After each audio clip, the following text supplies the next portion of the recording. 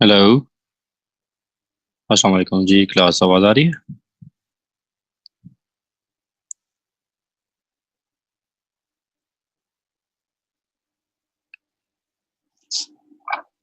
अच्छा जी। चलें जी, अब हमारा नेक्स्ट टॉपिक है, that is extradition. Next topic is extradition.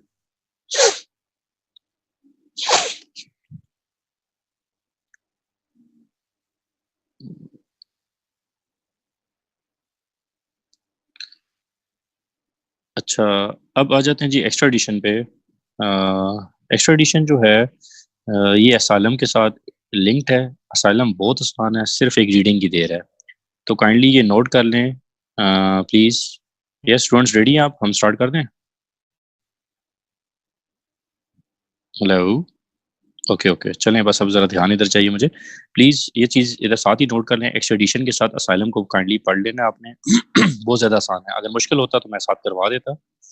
तो काइंडली बस अभी इधर उधर की डिस्कशन छोड़ दें। अफीफ़ा बचे, बस अभी थोड़ी देर में बाद में डिस्कस कर लीजिएगा। अभी हम टॉपिक स्टार्ट कर रहे हैं। सो एक्सट्रेडिशन में पढ़ा रहा हूँ, असाइलम आप लोगों ने खुद लाजमी करना है, ठीक है? जो शॉर्ट नोट्स मैंने कहा था छोड़े हुए हैं वो आपने करने हैं। एक्सट्रेडिशन की डेफिनेशन लिखिएगा जी। एक्सट्रेडिशन की डेफिनेशन लिखें। हम स्टार्ट करें, टाइम कम है, इसके बाद एक टॉपिक और भी करना है हमने इंशाल्लाह। लिखिए। फिजा है ऑनलाइन है? फिजा एंड तला, दो लोग मुझे स्पेशली चाहिए। Talha is online, Fiza is online, okay good. चलें, लिखिए जरा। Extradition is the extradition is the delivery of an accused. extradition is the delivery of an accused or a convicted individual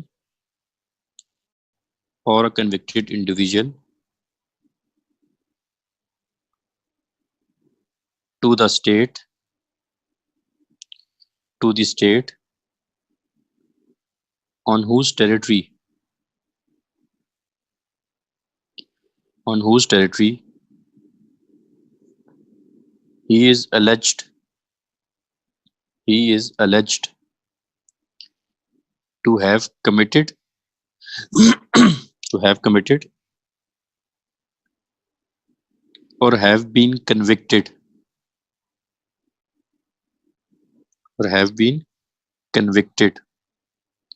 of a crime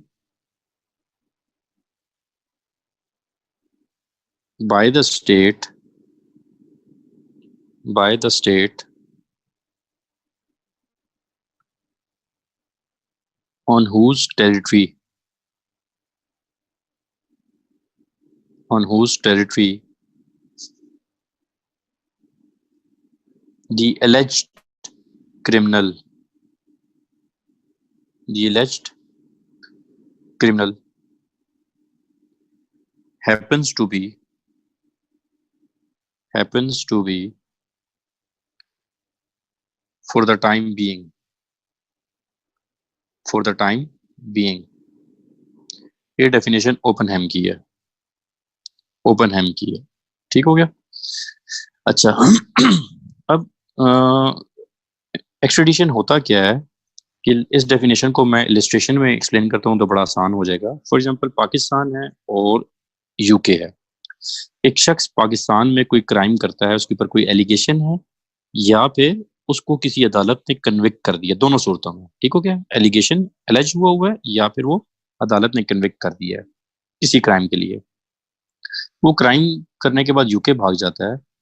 तो Pakistan UK की government Pakistan के कहने पे अगर उस क्रिमिनल को वापस पाकिस्तान भेजेगी तो दिस इज कॉल्ड एक्सट्रेडिशन। ये सारी डेफिनेशन। ठीक हो गया? सही है। ये हम बाद में देखेंगे इन चीजों को भी, उसामा बिन लादेन या ये वो। So this is called extradition. ठीक हो गया? अच्छा, अब दो पॉइंट जरा नोट करें और इम्पोर्टेंट है। पहला लिखिएगा, states do not accept in practice. लिख लें, in practice states do not accept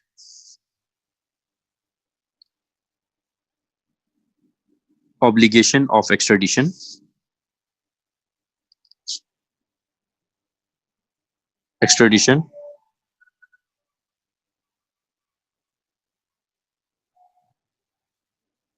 as under international law, as under international law,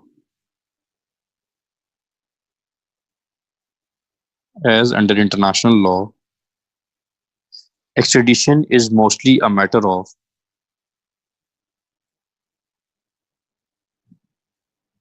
extradition is mostly a matter of bilateral treaty.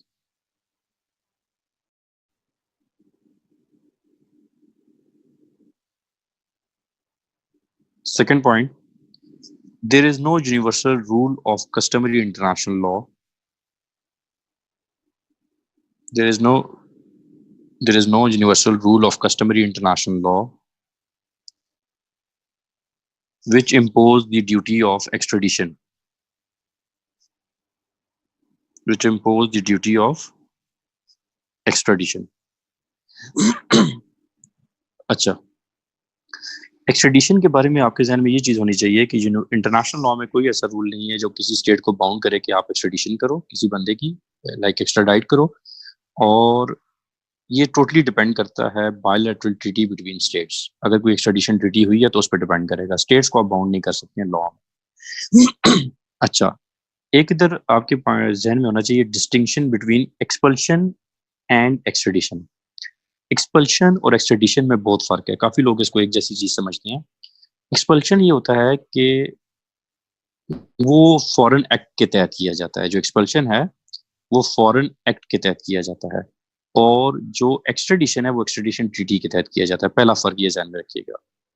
दूसरा ये है कि एक्सपल्शन होता क्या है, जनरली समझाने के लिए। लेट्स से एक फॉरेनर हमारे मुल्क में आ गया, उसने कोई क्राइम कमिट नहीं किया हुआ है, मतलब कोई अपनी स्टेट में, जिस स्टेट से, लेट्स से अफगानिस्तान से एक अफगानी आ गया पाकिस्तान में, उसने अफगानिस्तान में कोई क्राइम नहीं किया हुआ, लेकिन वो पाकिस्तान में आते हैं और पाकिस्तान में उसका वीजे का टाइम पूरा हो जाता है, या विदाउट वीजा पासपोर्ट वगैरह वो सारा फॉर्मेलिटी उसने फुलफिल नहीं की हुई, या पाकिस्तान में विदाउट पीआरओ कार्ड रह रहा है। पीआरओ कार्ड जो अफगानियों को इशू होते हैं पाकिस्तान में, इंटीरियर मिनिस्ट्री करती है, तो उसके पास ऐसे कोई डॉक्यूमेंट्स नहीं है और वो पाकिस्तान में रह रहा है, तो उसको फॉरेन एक्ट के तहत डिपोर्ट, जो हम कहते हैं डिपोर्ट कर देना, वापस एक्सपल्शन कर दिया जाता है। ठीक हो गया। लेकिन एक्सट्रेडिशन में क्या होता है, एक्सट्रेडिशन में एक बंदे ने जिस स्टेट से वो आए हुए होते हैं वहां पे कोई क्राइम कमिट किया हुआ होता है, तो लिहाजा उसको वापस भेजा जाता है, एक्स्ट्राडाइट किया जाता है।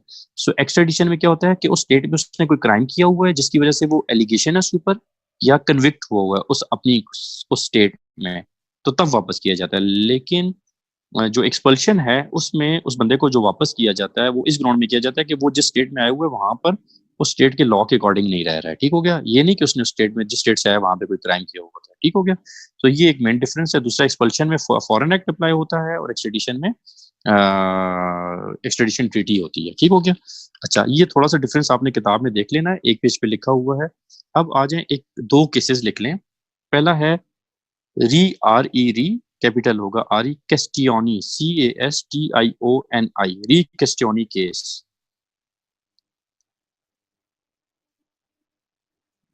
हमाद आई गेस कोई ट्रीटी नहीं हुई हुई है। ठीक हो गया। अच्छा, री कैस्टियोनी case,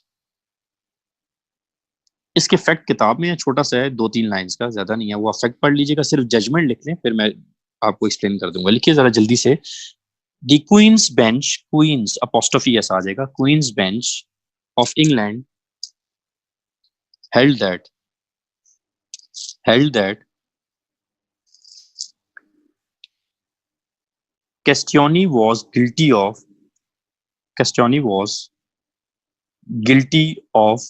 a political crime,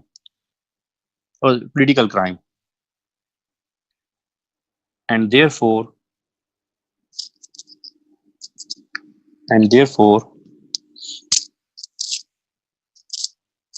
he could not be extradited.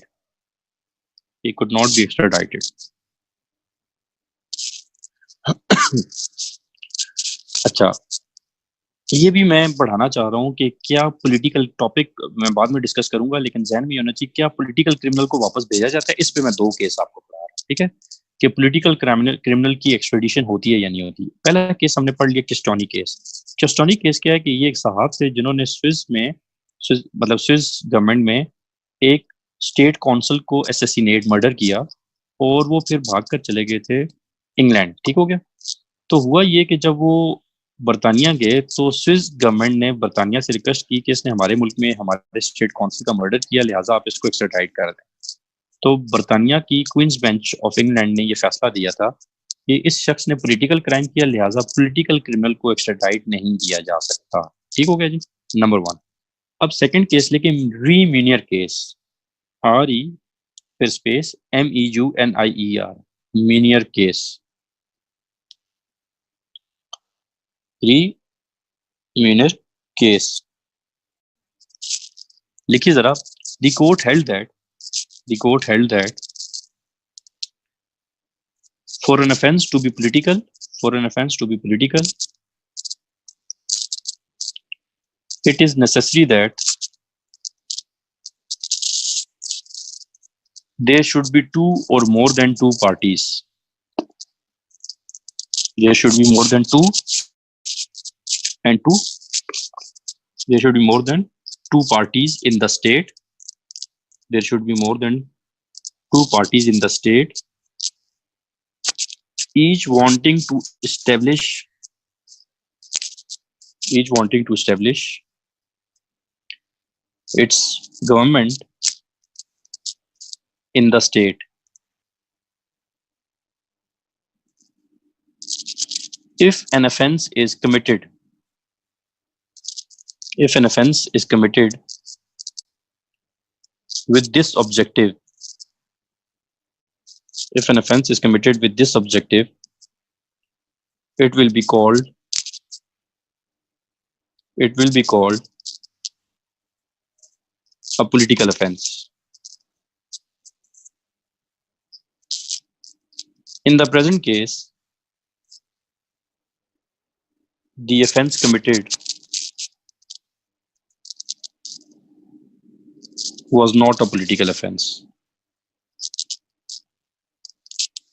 रीमीनर case के भी फैक्ट्स आप किताब से देख लेंगे, 2 लाइंस में लिखे हुए, कोई डिटेल इसमें कहानी नहीं डालनी है आपने, 2 हैं या 3 लाइन है, नॉट मोर देन दैट। हुआ ये था कि मीनियर जो साहब थे, इन्होंने फ्रांस में एक कैफे में एक्सप्लोजिव किए। जब वो फ्रांस के कैफे में पेरिस में एक्सप्लोजिव किए थे, तो वहां से ये एक्सप्लोजन्स के बाद वो चले गए इंग्लैंड। हुआ ये कि बरतानिया जब पहुंचे तो फ्रांस ने बरतानिया को कहा कि आप जो है इस शख्स को एक्स्ट्राडाइट कर दें। तो उस बंदे ने ये प्ली ली कि मैंने पॉलिटिकल क्राइम किया और बरतानिया जो है वो पॉलिटिकल क्रिमिनल्स का एक्स्ट्राडिशन नहीं करता। तो अदालत ने ये फैसला दिया था कि इस केस से ये बात वाज़ेह है कि इसने, इसका जो ऑफेंस है वो पॉलिटिकल क्राइम की डेफिनेशन में नहीं आता है, और इस केस में उसने डेफिनेशन दी कि व्हाट इज पॉलिटिकल क्राइम। तो लिहाजा उन्होंने क्या किया, ये पॉलिटिकल क्राइम नहीं है, तो उसको एक्स्ट्राडाइट करके फ्रांस को हैंड ओवर कर दिया। अच्छा, पॉलिटिकल क्राइम की लिए 2 पॉइंट ध्यान में रख लें कि मेजॉरिटी जूरिस्ट इस बात पे हैं कि कोई भी क्राइम जो पॉलिटिकली मोटिवेटेड है, ये जरा पॉइंट इधर लिख भी लीजिएगा, any crime which is politically motivated, ठीक है जी, या कमिटेड फॉर पॉलिटिकल पर्पस, ये पॉइंट अपने नोट्स में ऐड कर लीजिएगा। Any point, any crime which is committed for political motivated या which is for political purpose, that is called a political crime. ठीक हो गया।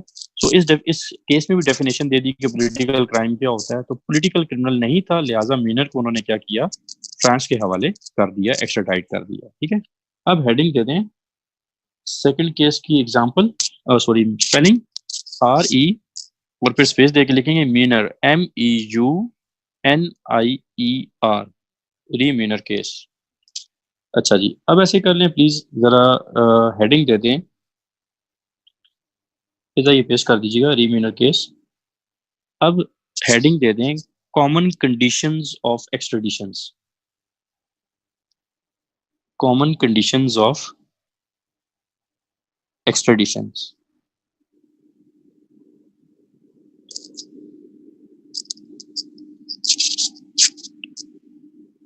अच्छा जी, नंबर 1 लिखिएगा,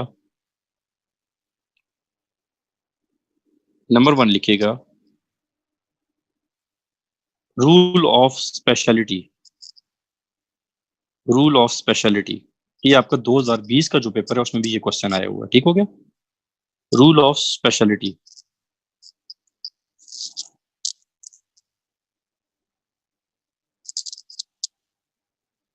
अच्छा, एक चीज बता दूं बड़ी इंपॉर्टेंट है, 2020 के पेपर में एक्स्ट्रेडिशन आया है, तो 2021 में भी चांसेस हों कि वो असाइलम दे दें।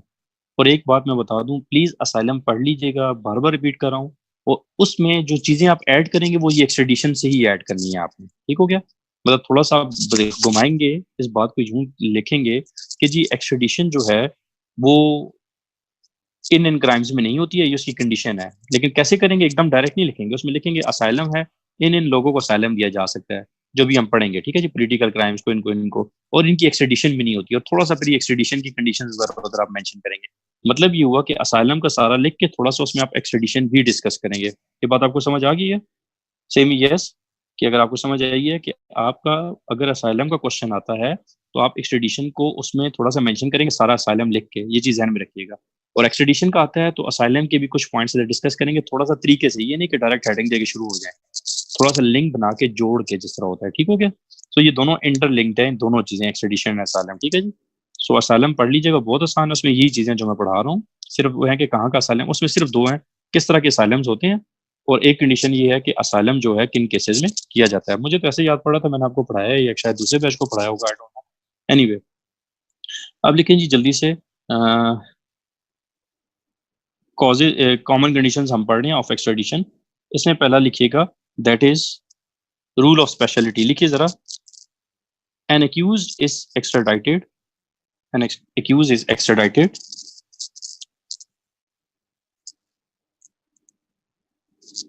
for a particular crime, for a particular crime, and the state, and the state which get backs, which gets back, and the state which gets back the criminal is entitled to prosecute, prosecute, to prosecute that person only for that crime,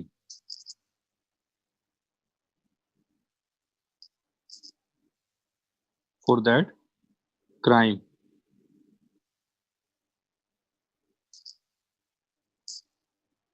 for which he was extradited, for which he was extradited.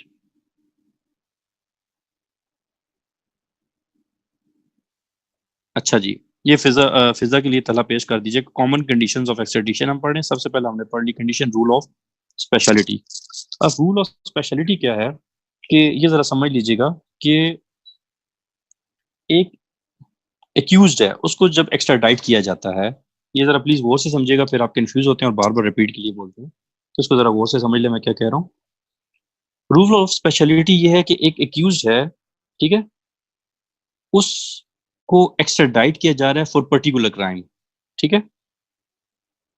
मसलन मिसाल के तौर पे ऐसे समझा देता हूँ कि फॉर एग्जांपल पाकिस्तान में एक शख्स ने क्राइम किया है मर्डर का और डकैती का, मिसाल के तौर पे, ठीक हो गया, और वो यूके चला जाता है।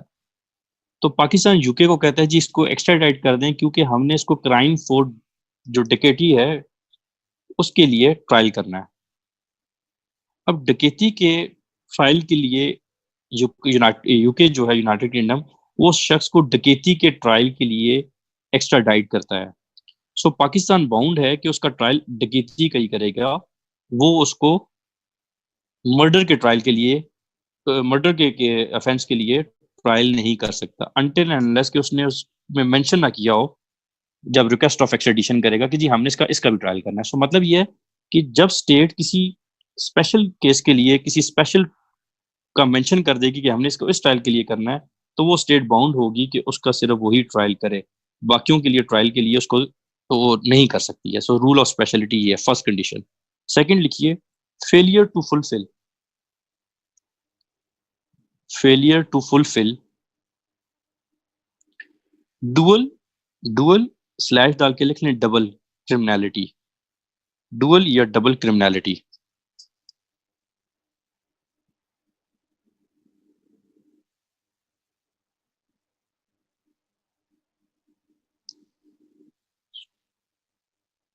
अच्छा जी,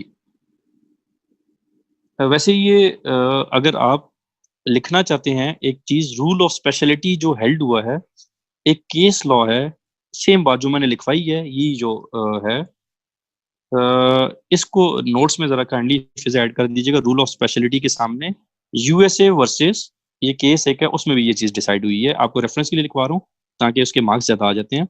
USA versus Rauscher, RAUCHER, USA versus Rauscher, RAUCHER, 1886 का ये केस है, 1886 का। ठीक हो गया। अच्छा, अब ये है कि इस केस में ये बात हेल्ड हुई थी कि एक क्राइम के लिए, जो मैंने बस ऊपर लिखवाया कि उसी क्राइम के लिए उसका ट्रायल किया जाए। ठीक हो गया। ये मेरे पास एक क्वेश्चन है हमाद का, मैं जरा इस क्वेश्चन का आंसर कर दूं, फिर मैं दूसरे को लिखवाता हूँ। हमाद का क्वेश्चन मैं जरा पढ़ रहा हूँ प्लीज।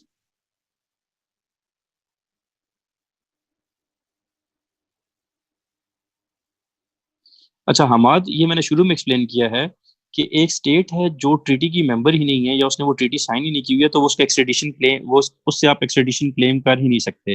मैंने शुरू में 2 पॉइंट्स लिखवाए हैं, अगर आप देखें कि आप किसी स्टेट को बाउंड एक्सट्रेडिशन के लिए नहीं कर सकते हैं अनटिल अनलेस कि वो स्टेट खुद आपसे इस बारे में कोई ट्रीटी ना करे या खुद उसको ना एक्सट्रेडाइट करे। आप किसी स्टेट को इंटरनेशनल लॉ के तहत बाउंड नहीं कर सकते हैं for extradition. Hamad, got it? फिर हम आगे चलें, डबल क्रिमिनलिटी। ठीक है जी, गुड। आगे लिखें जरा जी। फिर जो दूसरा पॉइंट है उसके सामने लिखें, लिखें act for which, ACT act for which extradition is sought must be crime in both states, must be crime in both states. अच्छा, दूसरी कंडीशन ये होती है मोस्टली, ये जो मैं बता रहा हूँ ये कंडीशंस का मतलब क्या है कि प्रैक्टिकली ये होता है कि जो स्टेट्स होती हैं वो एक्सट्रेडिशन के अंदर इस तरह की कंडीशंस रखती होती हैं। तो वो जनरल कंडीशंस क्या रखती होती हैं स्टेट्स नॉर्मली, एक प्रैक्टिस में वो हम पढ़ रहे हैं। ठीक हो गया। दूसरी कंडीशन स्टेट्स अक्सर ये रख देती होती हैं कि फॉर एग्जांपल, लेट्स से, मिसाल के तौर पे समझाने के लिए, कि अगर लेट्स से मिसाल के तौर पे मर्डर जो है वो पाकिस्तान में क्राइम है लेकिन यूके में क्राइम नहीं है। ठीक हो गया। मिसाल के तौर पे, ये मैं रिपीट कर रहा हूँ, मिसाल के तौर पे बोल रहा हूँ, ऐसा होता नहीं है, उधर भी मर्डर क्राइम है। सो अगर एक बंदे ने मर्डर किया पाकिस्तान में और वो चला गया यूके, अब जब वो यूके उससे एक्सट्रेडिशन क्लेम करेगा तो यूके कहेगा आप जिस क्राइम के लिए एक्सट्रेडिशन क्लेम कर रहे हैं that is not crime in our state, तो लिहाजा वो एक्सट्रेडिशन नहीं करते हैं। सो डुअल क्रिमिनलिटी का मतलब ये है कि जिस चीज के लिए आप एक्सट्रेडिशन क्लेम कर रहे हैं वो दोनों स्टेट्स में उसका क्राइम का, उस एक्शन को क्राइम डिक्लेयर करना जरूरी है। ठीक हो गया। तो एक चीज, हाँ बिल्कुल ऐसे ही है यूजेस ऑफ लीगल, लेकिन इसी मैंने एग्जांपल अफीफा इसलिए नहीं दी क्योंकि इसके लिए एक्सट्रेडिशन कोई क्लेम नहीं करता ना, तो इसलिए इस सेंस में कह रहा हूँ। सो कहने का मतलब ये हुआ, लेकिन मैं रिपीट कर रहा हूँ क्योंकि कहीं झूले लाल क्लास में बैठे हुए होते हैं तो वो ये एग्जांपल दे दें जी मर्डर वाली, तो मैं रिपीट कर रहा हूँ बच्चे के मर्डर जो है पाकिस्तान में भी क्राइम है और यूके में भी क्राइम है, लेकिन सिर्फ ये है कि मैंने मिसाल के तौर पे समझाने के लिए किया। ठीक हो गया। अदरवाइज तो मेजोरिटी क्राइम सारे एक ही जैसे होते हैं, हर जगह पे होते हैं। ठीक हो गया। आगे चलते हैं जी थर्ड कैटेगरी पे, that is condition in the treaty, condition in the extradition treaty. ये लिख लें, condition in the extradition treaty.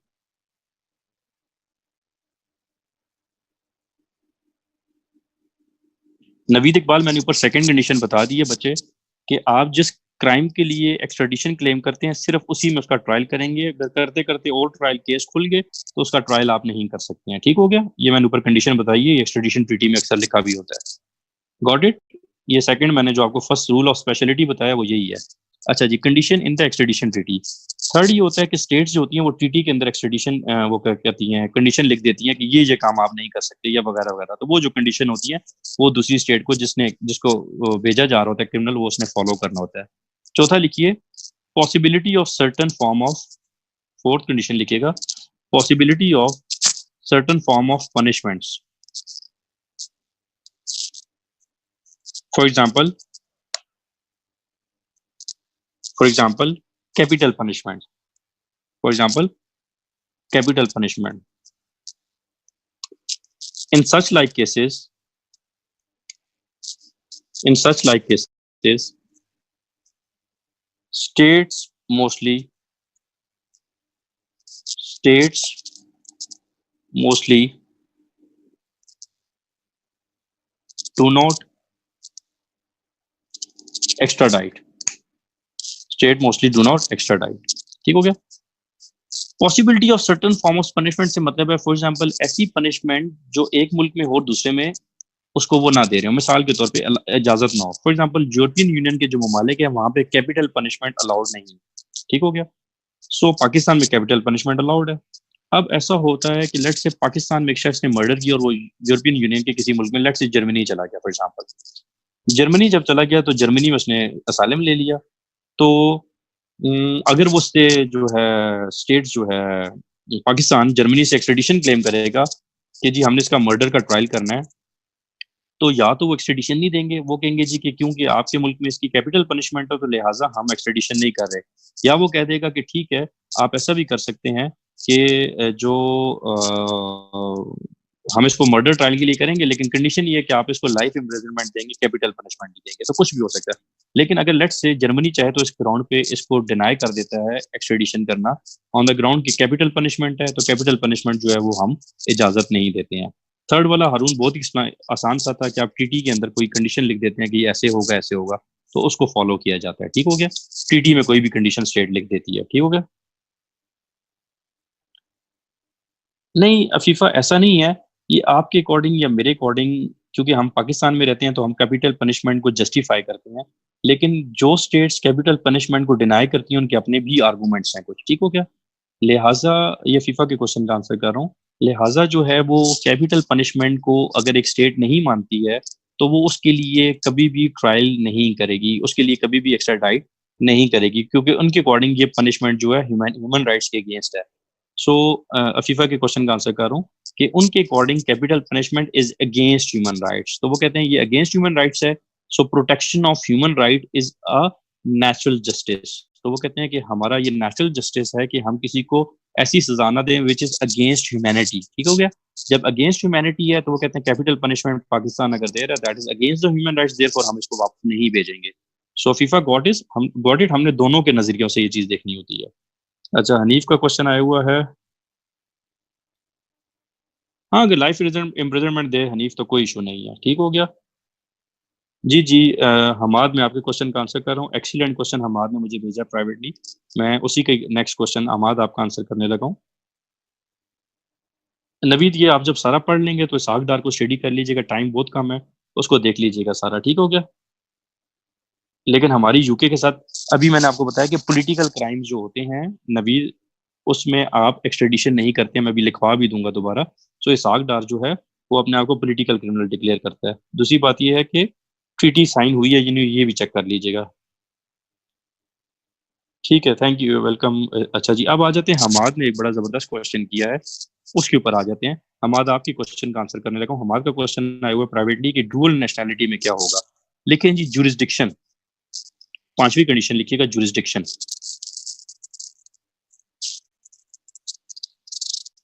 लेकिन जी accused in question is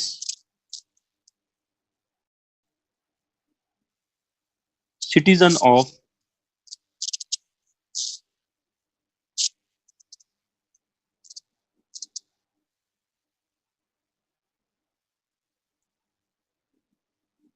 both the states, both mean जिस स्टेट ने रिक्वेस्ट की और दूसरी स्टेट क्या है, मतलब डुअल नेशनैलिटी है उसकी।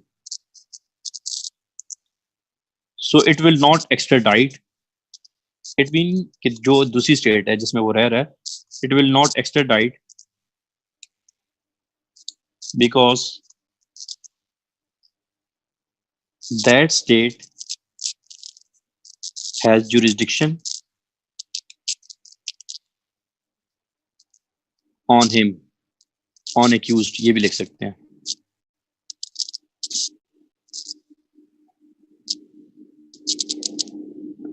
अच्छा जी इसमें जो है हमाद जो आपके क्वेश्चन की आंसर कर रहा हूँ, अगर एक बंदे की दो नेशनैलिटी है, ठीक हो गया, जिस तरह आफिया सिद्दीकी केस में पाकिस्तान, खैर वो तो एक्सट्रेडिशन भी नहीं फॉल करेगा, वो एक अलग इशू है। फॉर एग्जांपल एक बंदा है वो पाकिस्तानी स्टेट, उसकी नेशनैलिटी भी और अमेरिकन नेशनैलिटी भी है, ठीक हो गया। तो जो पाकिस्तानी स्टेट, अगर वो बंदा पाकिस्तान में क्राइम करता है और अमेरिका चला जाता है, तो जब पाकिस्तान उससे एक्सट्रेडिशन क्लेम करेगा तो अमेरिका कहेगा कि jurisdiction mean application of law, तो अमेरिका कहेगा हमारी भी जुरिस्डिक्शन है, हम भी अपना लॉ अप्लाई कर सकते हैं, लिहाजा हम एक्सट्रेडिशन डिनाई करते हैं। तो हमाद, आपका क्वेश्चन का आंसर क्लियर हो गया? सेम यस, जल्दी से, टाइम कम है। कि डुअल नेशनलिटी में दूसरी स्टेट अपनी जुरिस्डिक्शन अवेल कर लेती है उसके ऊपर, ठीक है। अब किंग स्टेट्स हैं, उनकी हम डुअल नेशनलिटी नहीं ले सकते। हमारे जो, आप अगर नेशनलिटी एक्ट ऑफ पाकिस्तान पढ़ें तो पाकिस्तानी नेशनलिटी एक्ट के मुताबिक जिससे हम अमेरिका की नेशनलिटी ले सकते हैं, लेकिन अफगानिस्तान की साथ डुअल नेशनलिटी नहीं हो सकती। लाइक एक बंदा एट अ टाइम अफगानिस्तान और पाकिस्तान की नेशनलिटी नहीं रख सकता है। इसी तरह कई ऐसी स्टेट हैं, इंडिया की, इसराइल की वगैरह वगैरह। ठीक हो गया जी, आगे चलते हैं। अच्छा, ये अब आपकी खत्म हो गई, एंड में कंक्लूजन। एक चीज मैं रिपीट कर रहा हूँ, गौर से सुनिएगा। फिजा, ये कंडीशन जरा पोस्ट कर दें, अगर किसी स्टूडेंट ने किया तो कॉपी कर लेगा। एक चीज काइंडली जहन में सुन लें, अगर असाइलम पे क्वेश्चन आता है तो प्लीज गौर से सुन लें। सिर्फ उधर डेफिनेशन ऑफ असाइलम है, अपने पास नोट कर लें। फिर टाइप्स ऑफ है असाइलम। ओ अच्छा अच्छा, एक मिनट, इन कंडीशन में दो तीन चीजें ऐड ही नहीं की, काइंडली वो भी जरा ऐड कर लीजिएगा। लिखें, छठी कंडीशन लिखें जरा, एक कंडीशन रह गई है जो नवीद क्वेश्चन पूछ रहे थे सागडार का। लिखिए, non extradition of, non extradition of some accused,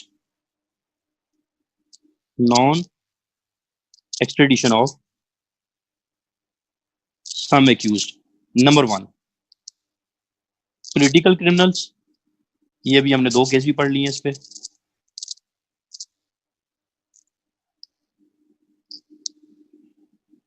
political criminals के बाद सेकंड लेके रिलीजियस क्रिमिनल्स,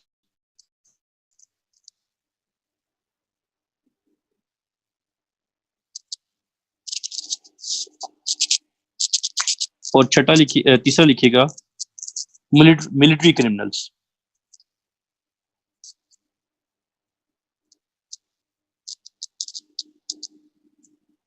मिलिट्री क्रिमिनल्स, इन तीन क्रिमिनल्स की एक्स्ट्राडिशन नहीं की जाती, मोस्टली स्टेट नहीं करती है प्रैक्टिस में।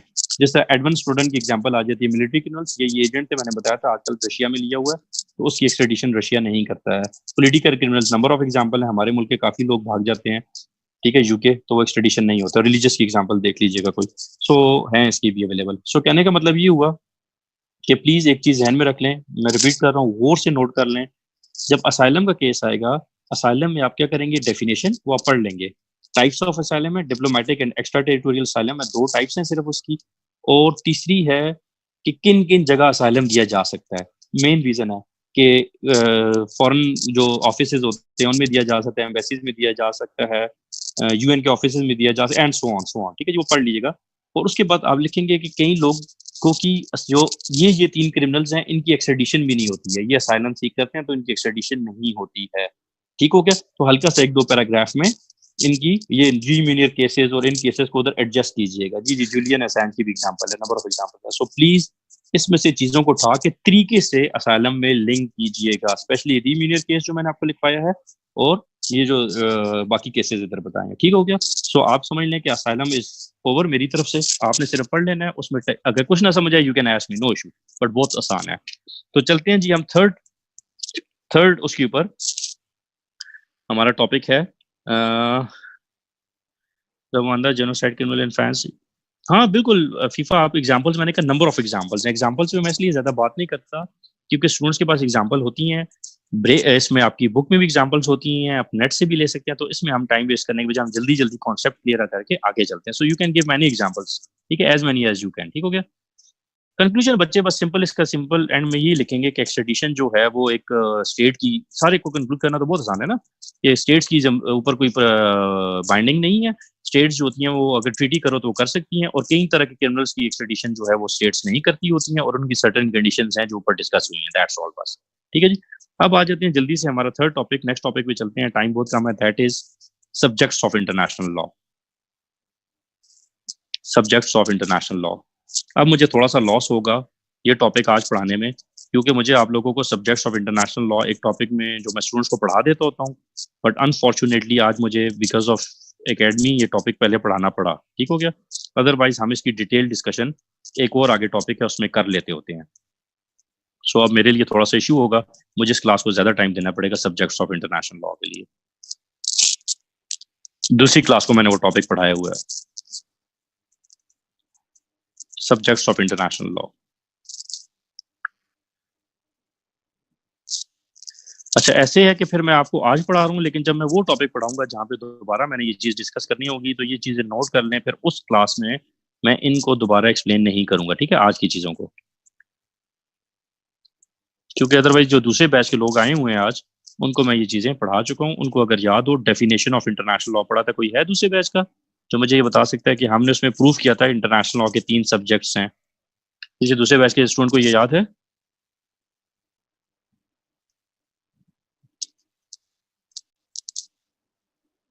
हाँ जी। तो ये इनको मैंने फारीन आप लोगों को, हनीफ आप लोगों को मैंने पढ़ाया हुआ है डेफिनेशन ऑफ इंटरनेशनल लॉ, जिसमें हमने प्रूफ किया था it does not include organisation, individuals and states में तो था, ठीक हो गया। अच्छा जी हारून, आपका मुझे क्वेश्चन समझ नहीं आया, will it make sense in reverse order, what does it mean? मुझे आपका क्वेश्चन समझ नहीं आया। जो मैं अभी टॉपिक पढ़ा रहा हूँ और दूसरा जो पढ़ाऊंगा उसकी बात आप कर रहे हैं?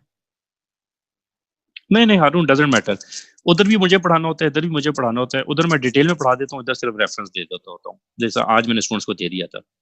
तो नो इशू। उधर अब इधर मुझे ये फायदा हो जाएगा, आपको समझा दूंगा, तो उधर मेरा टाइम सेव हो जाएगा। एनीवे चलते हैं जी, हमारा आज का टॉपिक जो आखिरी है that is subjects of international law.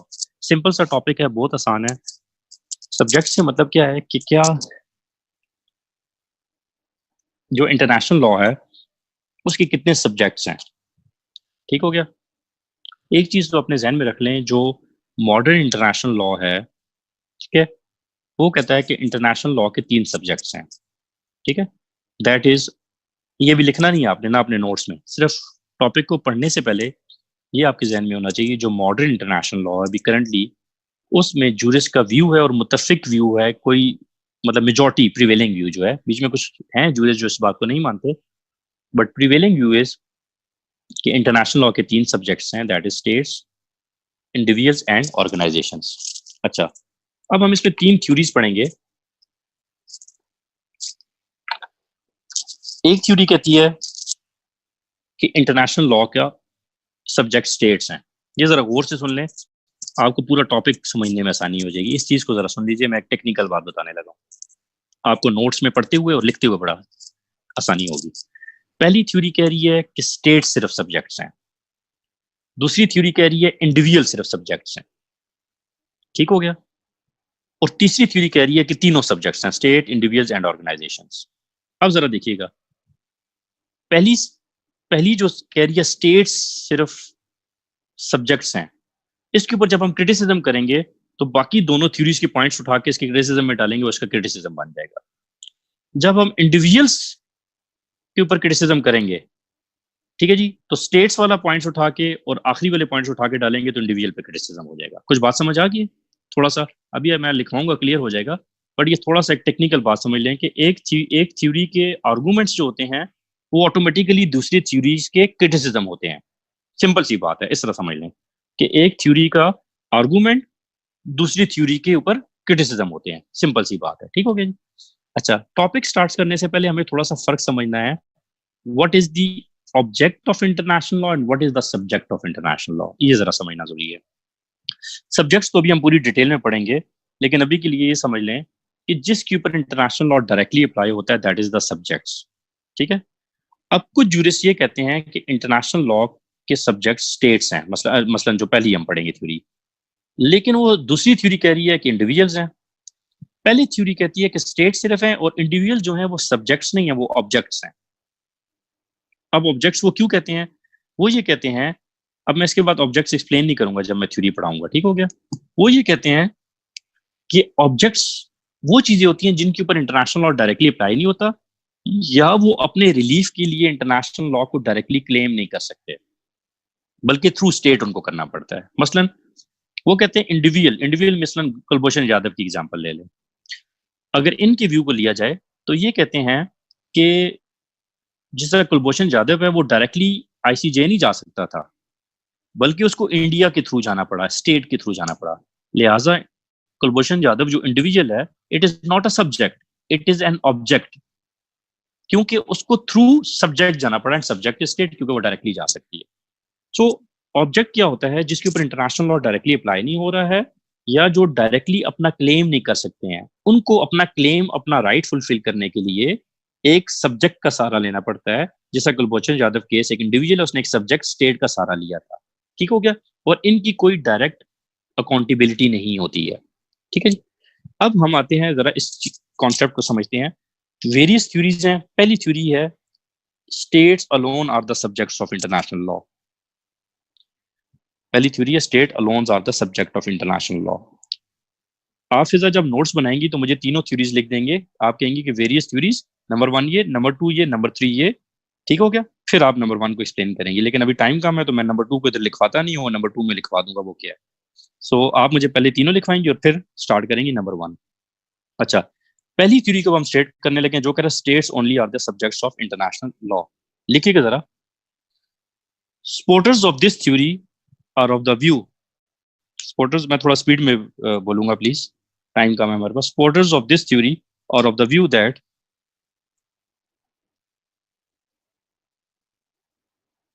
only states are the subjects of international law. Only states are the subjects of international law. अच्छा, एक चीज आप लोगों ने नहीं पढ़ा लॉज ऑफ ट्रीटीज, चलें ये चीज ध्यान में रख लें कि ये जो मैं भी पढ़ा रहा हूँ आपको डायरेक्ट एस के कपूर की किताब से पढ़ा रहा हूँ। अगर किसी स्टूडेंट का कोई पॉइंट रह जाए, डोंट वरी, एग्जैक्ट जो चीज मैं आपको पढ़ा रहा हूँ वो एस के कपूर की किताब में उसी तरह ही पॉइंट्स लिखे हुए हैं।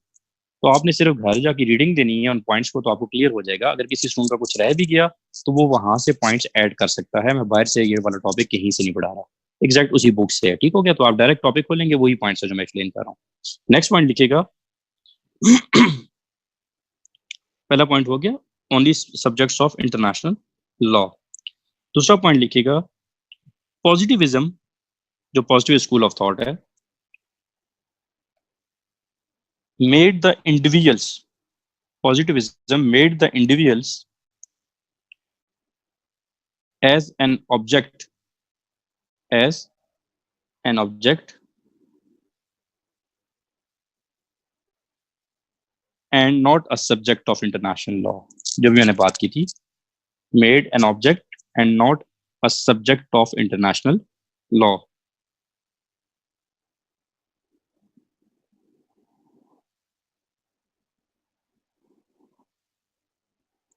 थर्ड पॉइंट लिखिए Soviet international law experts, Soviet Union वाला है, Soviet Union, Soviet international law experts are unanimous on this point, are unanimous on this point that states are the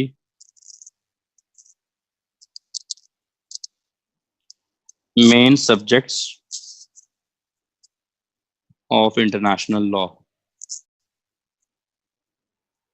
States are the main subject of international law।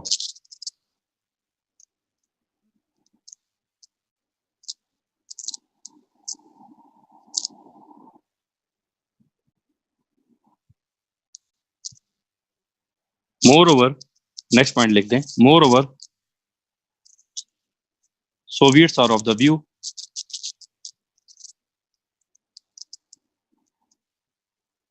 that Soviets are of the view that international law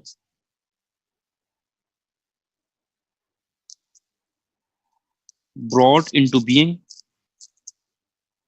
brought into being, B-E-I-N-G, being, by the existence of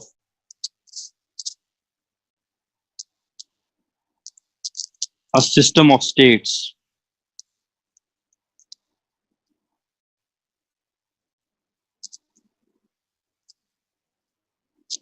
and relations between them,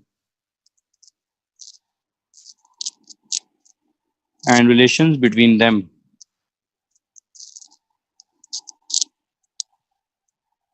which necessitates, necessary is a word है, necessitates their regulations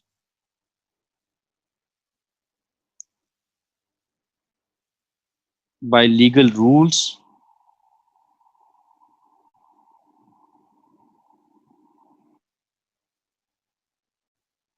there is no need there is no need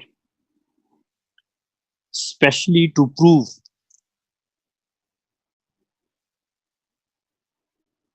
that states are subject of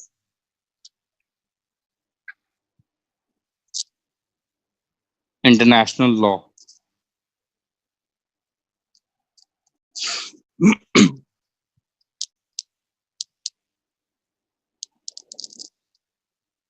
अच्छा जी,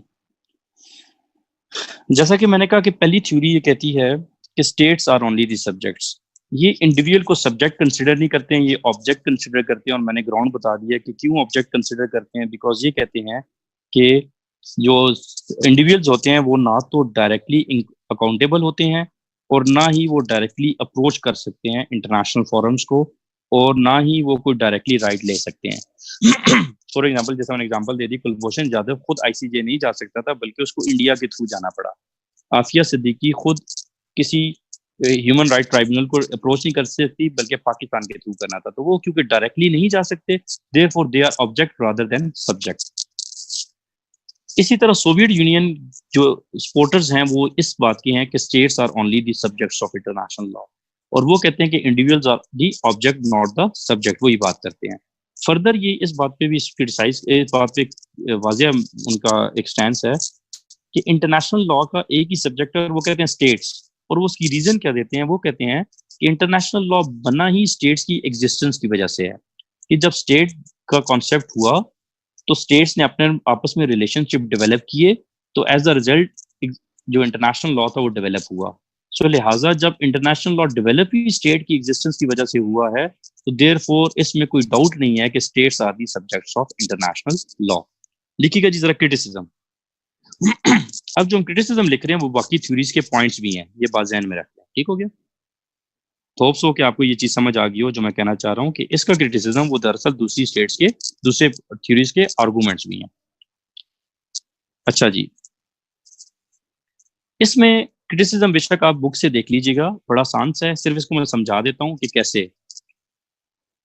वो कहते हैं कि जो सी pirates हैं, let's say for example, ठीक है जी, जो सी पायरेट्स हैं, इधर तो उसने कम एग्जांपल दिए हैं, मैं आपको ज्यादा दे देता हूँ, आप पॉइंट नोट करना बेशक। ठीक है, बुक में उसने फिर कम कम एग्जांपल से मतलब उसने दूसरी थ्योरीज में दी हुई, मैं उधर से पॉइंट्स उठा के आपको इधर बता देता हूँ। अब हमारा, हमने क्या डिसाइड करना है कि ये कह रहा है states are only the subjects of international law, ये बात कर रहा है, ये वाली थ्योरी। अब हमने कहना है नो, स्टेट सिर्फ नहीं है, बल्कि इंडिविजुअल्स भी हैं और ऑर्गेनाइजेशंस भी हैं। ठीक हो गया? जो दूसरे बैच के लोग हैं जो आज आए हुए हैं, उनको मेरी बात क्लियर वाज़ेह हो जाएगी कि हमने डेफिनेशन ऑफ इंटरनेशनल लॉ में ये चीज प्रूफ की थी कि नहीं की थी। याद है आप लोगों को? जो दूसरे बैच के लोग हैं, किसी को ये आर्गूमेंट्स याद है कि हमने प्रूफ किया था कि states are not only the subject, बल्कि individuals are also the subjects as well as organisations are as well subjects of the international law. ठीक हो गया? आई डोंट नो, मेरे ख्याल से इनके जहन में नहीं है, डेफिनेशन ऑफ इंटरनेशनल लॉ में हमने पढ़ा था शायद। यस जी जी हनीफ। सो अब हम इधर प्रूव करेंगे कैसे इंडिविजुअल्स आर सब्जेक्ट हैं। उनका कहना ये था, थ्योरी जो इसके सपोर्टर्स हैं, ये जरा इस चीज को समझ लें कि इंडिविजुअल ऑब्जेक्ट हैं क्योंकि उनके ऊपर डायरेक्टली इंटरनेशनल लॉ अप्लाई नहीं होता, या डायरेक्टली वो राइट क्लेम नहीं कर सकते हैं। तो सबसे पहला क्रिटिसिज्म ये है कि ये गलत है। जो इंडिविजुअल्स हैं वो अपने डायरेक्ट राइट भी क्लेम कर सकते हैं। एक केस लॉ है, जरा लिखिएगा, डेंजिंग, DANZING, डेंजिंग रेलवे केस। ठीक हो गया? ये मैं भी आपको, क्योंकि अगली थ्योरी जो इंडिविजुअल्स की है उसमें मैं पढ़ाऊंगा, सिर्फ आपको इधर रेफरेंस दे रहा हूँ कि यहाँ पे आप लिख सकते हैं, और वो क्या लिखेंगे वो मैं आगे एक्सप्लेन करूंगा, जिसमें सिर्फ ये है कि इंडिविजुअल्स डायरेक्टली भी अपना इंटरनेशनल फोरम को अप्रोच कर सकते हैं। इस केस में क्या फैसला था वो मैं भी जब अगली थ्योरी पढ़ाऊंगा तो वहां पे लिख दूंगा। सिमिलरली और भी एग्जाम्पल्स हैं इंडिविजुअल्स की। आप देखिए, ह्यूमन राइट्स का जो क्लेम है वो इंडिविजुअल डायरेक्टली कर सकते हैं।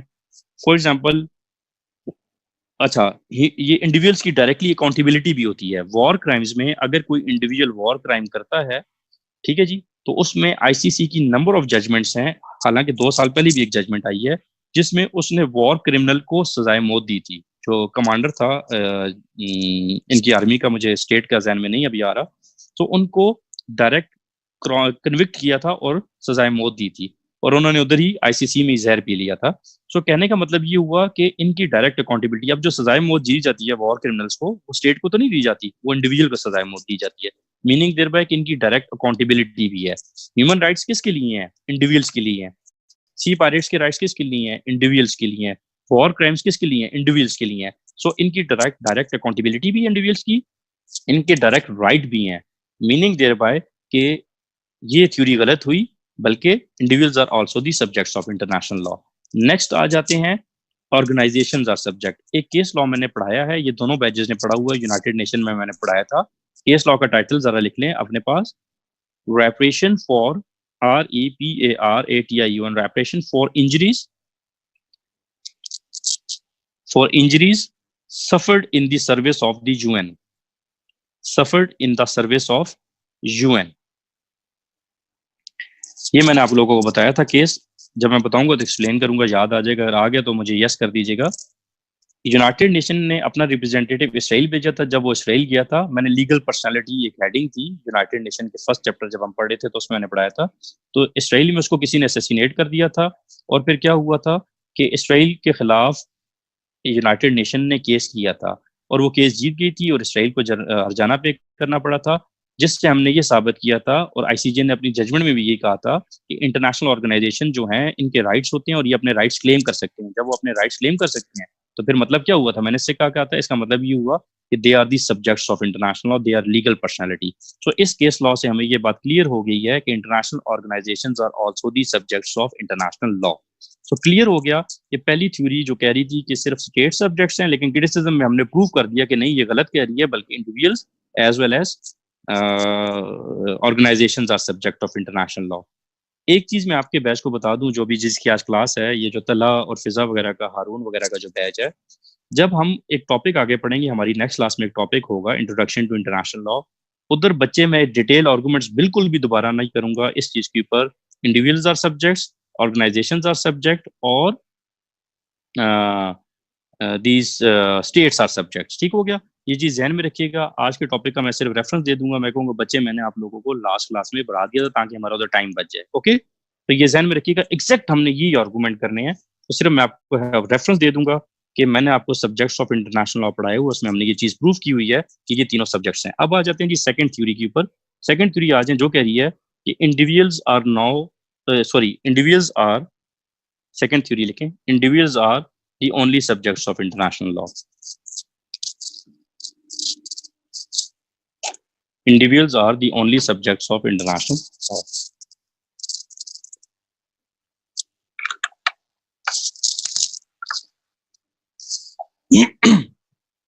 अच्छा जी, पहले जरा पॉइंट्स लिख लें, फिर मैं बताता हूं।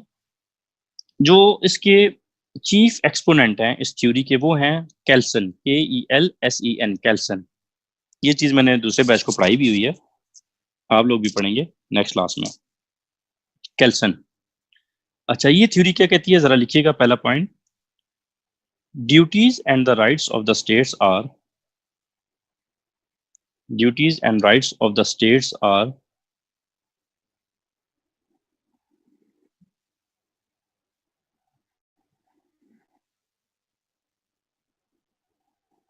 फरहान, ये question hint on head of states as a subject was asked in the previous paper.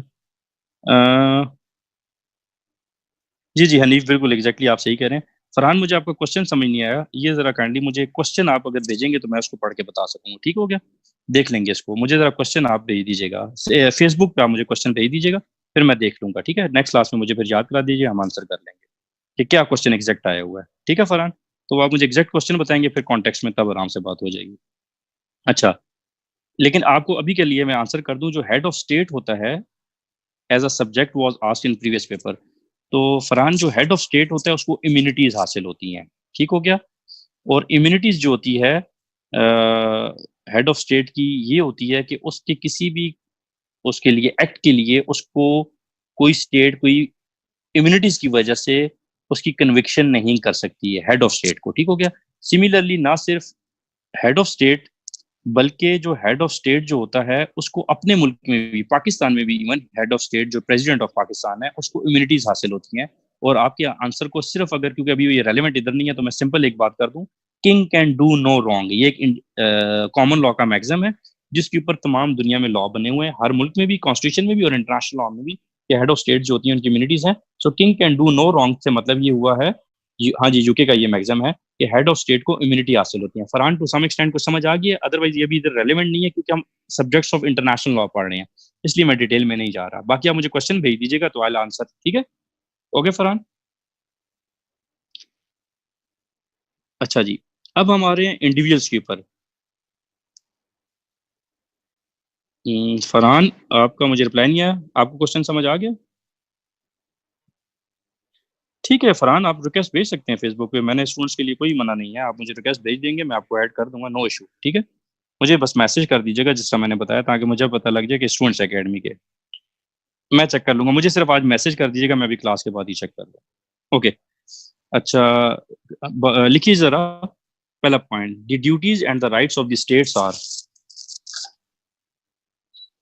The duties and the rights of the states are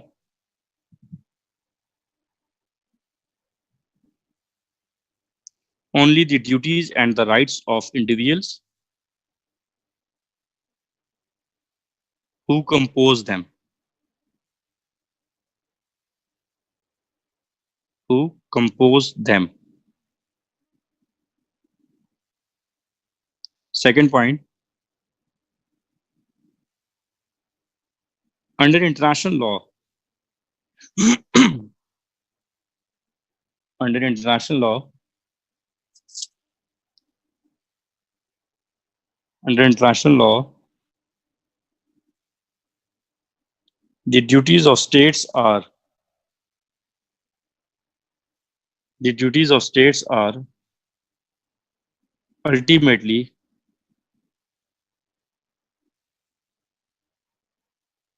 ultimately the duties of individuals.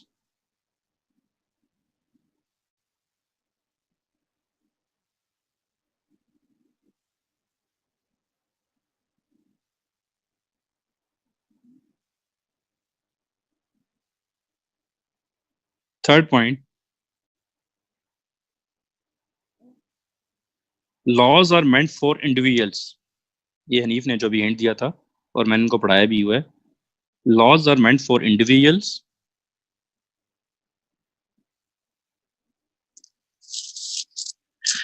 in case of international law.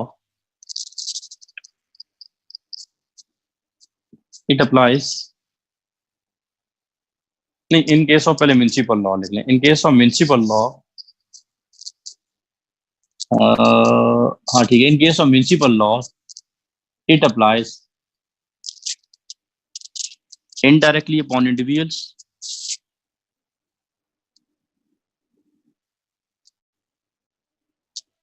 that is through medium of state,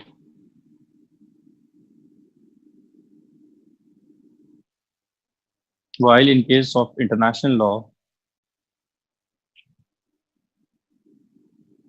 it applies directly, it applies directly upon individuals.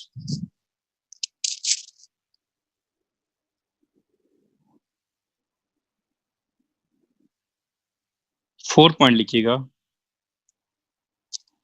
जो मैंने अभी आपको लिखवाया था, डेंजिंग railway corporation, CO लिख लें बेशक, Danzig railway corporation.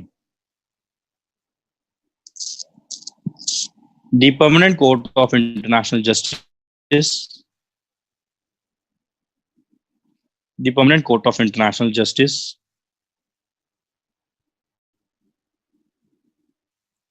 recognized in the advisory opinion, हमने पढ़ा हुआ है एडवाइजरी ओपिनियन क्या होता है। Permanent court of international justice जो है, that is the predecessor of ICJ जो लीग ऑफ नेशंस में था। तो recognise in the advisory opinion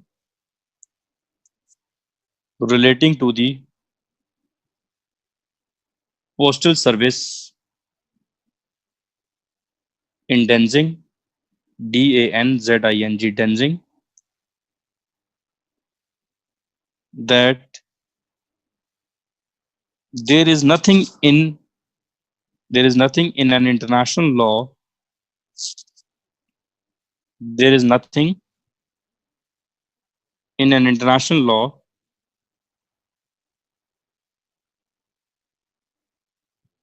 to prevent individuals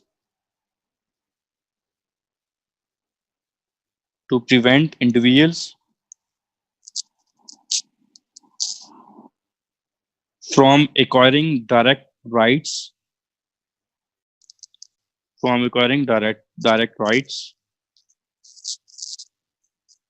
under a treaty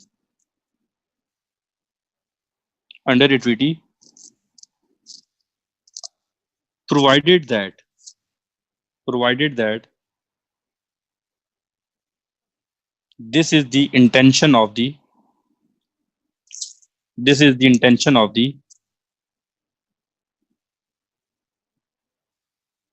contracting parties.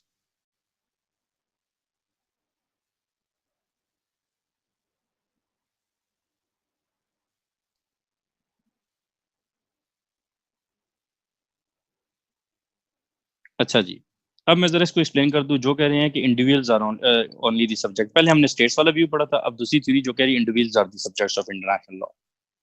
अच्छा जी, अब इसमें repeat second last line. Okay, there is nothing in international law which prevent the individuals from acquiring direct rights under a treaty provided that this is the intention of the contracting parties। ये हारून ने पेश भी कर दिया। अच्छा जी, अब जरा समझ लेते हैं।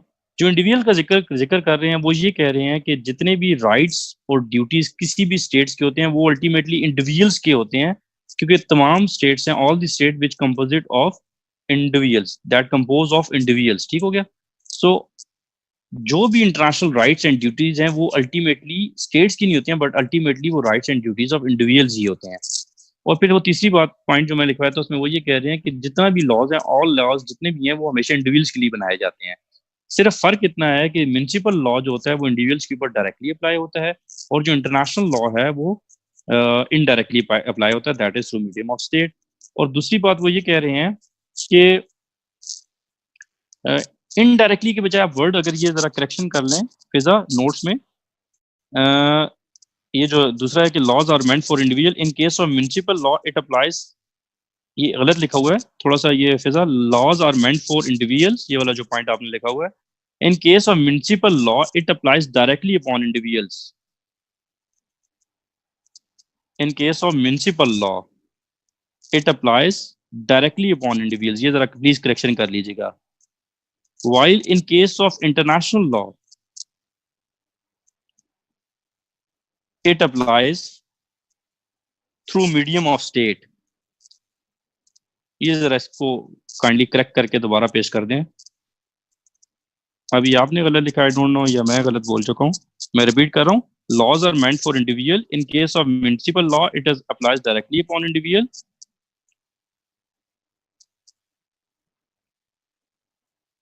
नहीं, मैं जिस तरह बोल रहा हूँ तल्ला ये भी गलत है, काइंडली मैं रिपीट कर रहा हूँ। ये जरा लास्ट पॉइंट फिजा क्लियर कीजिएगा, मैं अभी बोल रहा हूँ इसको ऐसे करेक्ट कर लें। Laws are meant for individuals, ये जरा करेक्ट कर लें। Laws are meant for individuals in case of municipal law it applies directly upon individuals। In case of municipal law it applies directly upon individuals, while in case of international law it applies indirectly को छोड़ दें, it applies through medium of state, यूं लिख लें, it applies through medium of state। ये जरा please दोबारा पेश कर दें, ये वाला पॉइंट करेक्ट करके, तला या फिजा दोनों में से कोई भी कर दे प्लीज। अच्छा जी, ये पेश कर दें काइंडली इसके साथ करेक्शन के साथ। अच्छा, अब एक चीज, अच्छा फिर चौथा पॉइंट है, परमानेंट कोर्ट ऑफ जस्टिस ने डेंजिंग केस में बड़ा लैंडमार्क जजमेंट दिया। उसने कहा जी कि ये किसने कहा है कि डायरेक्टली अप्रोच नहीं कर सकते इंटरनेशनल फोरम को, सिर्फ बात ये कि रिक्वायरमेंट होनी चाहिए। उसने कहा अगर टीटी के अंदर ये लिख दिया गया है कि कभी भी कोई वॉलेशन होगी, जिस तरह की ये डेंजिंग केस में लिखा हुआ था ट्रीटी में, तो वो डायरेक्टली इंटरनेशनल फोरम को अप्रोच कर सकते हैं। तो लिहाजा उस केस में जहाँ पे ट्रीटी में ये बात लिखी होगी तो वहाँ पे इंडिविजुअल जो होते हैं वो डायरेक्टली अप्रोच इंटरनेशनल फोरम को भी कर सकते हैं। तो लिहाजा वो जो इनकी बात है कि क्रिटिसिज्म के जी वो इनडायरेक्टली अप्रोच करते हैं, डायरेक्टली नहीं, तो वो भी गलत है। अब इसके ऊपर क्रिटिसिज्म आप क्या लिखेंगे, क्रिटिसिज्म क्या लिखेंगे जरा देखिएगा। जी जी, यही है, डेंजिंग केस ही है। अच्छा जी जी, आवाज ऐसा ही है। अच्छा, अब जरा क्रिटिसिज्म लिख लें जल्दी से, जल्दी से क्रिटिसिज्म 2-3 पॉइंट्स लिख लें। एक तो अपने जहन में रख लें कि कई केसेस में वाकई में डायरेक्ट अप्रोच नहीं किया जा सकता। मसलन एक चीज इधर ऐड कर लें, फिर मैं बता देता हूँ। ये आईसीजे का व्यू है, लिख लें statutes of international ICJ, statutes of ICJ adheres to the traditional view, adheres, ADHERES, adheres to the traditional view that only states can parties to, only states can parties to international proceedings. ये एक बहुत बड़ा criticism है इनके ऊपर कि ICJ के according states ही उसकी पार्टी बन सकती है। मतलब आईसीजे में कोई इंडिविजुअल नहीं जा सकता, अगर किसी का कोई केस भी है तो वो स्टेट्स के थ्रू जाएगा। ठीक हो गया, तो ये एक बहुत बड़ा इनके ऊपर क्रिटिसिज्म है। दूसरा ये कहते हैं कि states are not the subject of international law. तो जरा प्लीज एक इंपॉर्टेंट बात सुन लें, अभी अपनी चीजों को बाद में देख लीजिएगा। ये कौन सा पेश कहना चाह रही हैं, चला पेश कर दें जो भी चीज है जल्दी से। अच्छा, अब दूसरी चीज के इन्होंने कहा इंडिविजुअल्स आर सब्जेक्ट, लेकिन हमें पता है कि states are the main subjects of international law. और वो क्रिटिसिज्म कहाँ से आप उठाएंगे, वही सोवियत का व्यू है कि जी लॉ जो इंटरनेशनल लॉ है उसने जन्म ही तब लिया जब स्टेट्स बनी है। तो स्टेट्स ने जब अपने रिलेशंस डेवलप किए हैं, तो स्टेट्स के रिलेशंस डेवलप करने के बाद इंटरनेशनल लॉ डेवलप हुआ है। तो mainly states are the subject of international law. और तीसरा क्रिटिसिज्म मैं अब रिपीट नहीं करूंगा, वही रेपरेशन केस लॉ है यूनाइटेड नेशंस वाला, वो आप इधर पेश कर देंगे जिससे क्लियर हो जाएगा कि organisations are also the subjects. तो इसके ऊपर क्रिटिसिज्म आ गया, क्लियर हो गया जी। अब आ जाते हैं जल्दी से लास्ट थ्योरी पे, हमारे पास बस 6-7 मिनट रह गए हैं। लास्ट थ्योरी पे आ जाएं प्लीज, जो कह रही है थर्ड लिखिएगा स्टेट्स, जल्दी से लिखें third theory, states, individuals and certain non-state entities, states, individuals and certain non-state entities are the subjects of international law, are the subjects of international law। अच्छा जी, इसको जरा अब आप एक चीज सुनिएगा प्लीज। आपकी किताब में 6-7 पॉइंट्स लिखे हुए हैं, वही सारे पॉइंट्स हैं जो मैंने रिपीट किए हैं। क्यों? क्योंकि ये कह रहा है सारे सब्जेक्ट्स हैं। आप इंडिविजुअल वाले आर्गूमेंट्स, वो डेंजिंग रेलवे केस वाले आर्गूमेंट्स वो उठा के इधर डाल देंगे, ह्यूमन राइट्स इनके ऊपर अप्लाई होता है, सी पायरेट्स के ऊपर, वो इंडिविजुअल वाले सारे आर्गूमेंट्स इसमें उठा देंगे। पहला आपका ये मेन क्रक्स हो जाएगा। ठीक हो गया, इसमें कोई मुश्किल तो नहीं है, समझ आई है? इधर हमने प्रूव करना है कि इंडिविजुअल्स भी सब्जेक्ट्स हैं, स्टेट्स भी सब्जेक्ट्स हैं, ऑर्गेनाइजेशन भी सब्जेक्ट्स हैं। तो पहले मैं आ रहा हूँ इंडिविजुअल्स पे। इंडिविजुअल में आपका डेंजिंग रेलवे केस आ जाएगा, प्लस आपकी किताब में आर्गूमेंट्स हैं, सिर्फ उसको देख लीजिएगा। ह्यूमन राइट्स इनके लिए बनाए जाते हैं, लॉज ऑफ वॉर इनके लिए बनाए गए हैं, वगैरह वगैरह, ये सारे लॉज। तो इससे क्लियर होता है कि individuals are the subjects of international law. Second आपने प्रूव करना है organisations are the subjects of international law.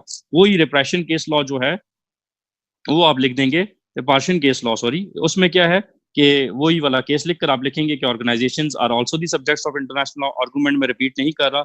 और तीसरा आपने करना है स्टेट्स, तो वो पहले वाला जो था कि states are only the subject, उसके आप आर्गुमेंट्स इधर डाल देंगे। क्लियर हो गया? क्लियर है जी आप लोगों को? हाँ, ये तो हनीफ आप लोगों ने पढ़ा हुआ है, इसलिए इन्होंने बैच ने नहीं पढ़ा हुआ, मैं इनको ये बात कर रहा हूँ। ये काइंडली तला और फिजा लोगों का जो बैच है मैं इससे पूछ रहा हूँ कि आपको क्लियर हो गया कि आप लोगों ने वो तीनों के आर्गूमेंट्स डाल देने हैं, स्टेट्स वाले आर्गूमेंट्स पहले डाल देने हैं, फिर इंडिविजुअल वाले के आर्गूमेंट्स डाल देते हैं, वही सारी, और वही आपकी किताब में वही आर्गूमेंट्स लिखे हुए हैं। क्लियर? आखिर में एक हेडिंग लिख लें। ठीक है हारून, बड़ा सिंपल सा है, इसमें कुछ मुश्किल नहीं है। इसमें आपने प्रूफ करना है 3 चीजें, हारून के लिए मैं कह रहा हूँ। पहला आपने प्रूव करना है जी कि individuals are the subjects of international, states are the subjects of international law. वो आप आर्गुमेंट्स कहाँ से उठाएंगे? वही जो मैंने स्टार्ट में पहली थ्योरी की एक्सप्लेन की है, जो ऑलरेडी मैं कर चुका हूँ, दोबारा एक्सप्लेन का फायदा नहीं है। फिर दूसरा आपने प्रूव करना है individual are the subjects of international law, वो आप उठा लेंगे जो दूसरी थ्योरी के आर्गुमेंट्स थे। ठीक हो गया? और फिर तीसरी आखिर में आप ऑर्गेनाइजेशन के लिए वो जो केस है यूनाइटेड नेशन वाला, उसका हवाला दे देंगे। ठीक हो गया? बुक को एक बार देखेंगे, बहुत आसान है। अच्छा जी, एक हेडिंग लिख लें और फिर हमारा टॉपिक ये वाला खत्म है। सिर्फ हेडिंग इसलिए लिख रहा हूँ कि आपको ये बताने के लिए कि समझा मैं चुका हूँ, सिर्फ आपको ये बताने के लिए कि आपने ये चीज पढ़नी है। हेडिंग लिखिएगा, place of individual in an international law. Place of individual in international law. Place of individual in international law. अच्छा जी, इसमें किताब में लिखा हुआ है, समझा मैं चुका हूं, सिर्फ आप उसको समझ लें। इसमें पहले आपने ये प्रूव करना है इंडिविजुअल्स आर सब्जेक्ट्स, एक पैराग्राफ में, डिटेल नहीं, ये जरा सिर्फ लिख लें, इसमें पॉइंट लिख लें अपने पास। Individuals are subjects and not an object of international law. Individuals are subjects and not an object of international law. Start में मैंने बता दिया था, ऑब्जेक्ट का मतलब होता है इनडायरेक्टली, तो आप इसमें प्रूव करेंगे जी कि उनके ऊपर डायरेक्टली भी अप्लाई होता है, ठीक है। उसके बाद अब आपने स्टैंस क्या लिया है, individuals are subjects not an object, मतलब आपने ये स्टैंस लिया है कि individuals are subjects of international law, ये हो गया। इसमें अब आप आगे सिर्फ ये प्रूव करेंगे कि individuals are subjects of international law, और वही सारे पॉइंट्स हैं, मतलब बात वही है, सिंपल एक हेडिंग उसने ऐड की हुई है जिसमें मजीद आपने ये साबित करना होता है, क्योंकि अक्सर वो क्वेश्चन ये नहीं देता इंडिविजुअल्स आर सब्जेक्ट, वो कह देता है हाँ जी जो सेकंड थ्योरी है, एग्जैक्टली नवीद ने सही बात की, जो सेकंड थ्योरी है इंडिविजुअल्स आर सब्जेक्ट्स, आपने उसको करना होता है। अब इंडिविजुअल्स आर कैसे सब्जेक्ट्स हैं, वही सारी बातें, ह्यूमन राइट्स के लॉज हैं, इंडिविजुअल्स के लिए बनाए गए। मैं एक बार जल्दी में रिपीट भी कर देता हूँ। पायरेसी के लॉज हैं, सी पायरेट्स को डायरेक्टली इंटरनेशनल लॉ अप्लाई करता है। वॉर क्राइम्स जो हैं, वॉर जो लॉज ऑफ वॉर हैं, उसमें जो वॉर क्रिमिनल्स होते हैं उनको डायरेक्ट उनकी अकाउंटेबिलिटी होती है और उनको पनिशमेंट भी दी जाती है इंडिविजुअल्स को जो वॉर क्राइम्स करते हैं।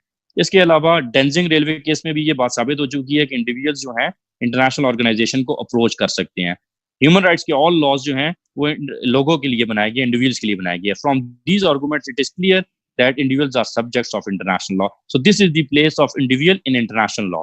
मतलब एक इंडिविजुअल की जो प्लेस है इंटरनेशनल लॉ में वो ऑब्जेक्ट नहीं है बल्कि सब्जेक्ट है। क्लियर होगी बात? Yes, any questions? Any question? No? Kulbhushan case related to first theory, yes, Kulbhushan case related to first theory Naveed, क्योंकि उसमें स्टेट के थ्रू अप्रोच किया था, ठीक हो गया, तो वो स्टेट के लिए। लें जी, हारून थक आप गए, और क्लास में जो है ना कंटिन्यूसली 6 घंटे से बोल रहा हूँ और थक स्टूडेंट्स की हैं, जबरदस्त बात की है। चलें, ग्रेट ग्रेट, चलें, ओके जी, सी यू इंशाल्लाह इन नेक्स्ट क्लास, ठीक है जी। और नेक्स्ट टॉपिक इंशाल्लाह हम आगे करेंगे। आप लोग 6 घंटे से लिख रहे हैं, जबरदस्त हो गया। ये प्रैक्टिस बड़ी जरूरी है, आपको 12 घंटे लिखने की प्रैक्टिस होनी चाहिए, क्योंकि पेपर में आपने एटलीस्ट 6 घंटे लिखना है और 6 घंटे पढ़ना है जब पेपर जाएंगे। चलें जी, ओके जी, टेक केयर, सी यू इंशाल्लाह, सी यू एवरीवन, अल्लाह हाफिज। अल्लाह हाफिज। अल्लाह हाफिज सर। हनीफ